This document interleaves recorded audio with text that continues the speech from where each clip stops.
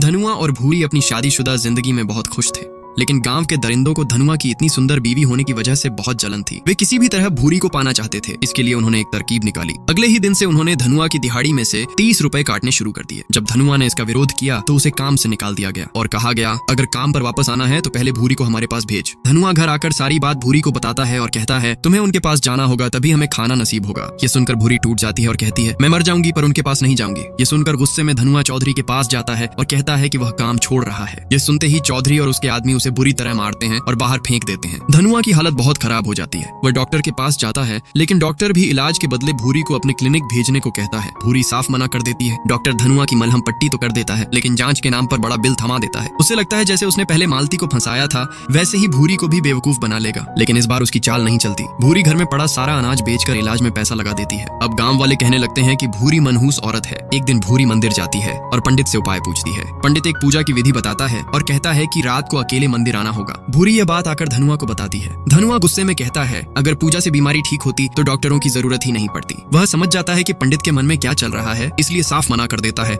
और कहता है कि वह खुद ही ठीक हो जाएगा। उस रात पंडित देर तक मंदिर में भूरी का इंतजार करता है, लेकिन भूरी नहीं आती। तभी सुरेन कहता है कि उसने जानबूझकर धनुआ को काम से निकलवाया था, ताकि वह मजबूर होकर अपनी पत्नी को उनके पास भेज दे। लेकिन इस बेवकूफ लाला ने उसका अनाज खरीदकर उसे पैसे दे दिए। अब भूरी को अपने बिस्तर तक लाने के लिए ये दरिंदे क्या करेंगे, जानने के लिए कमेंट करें। Next part.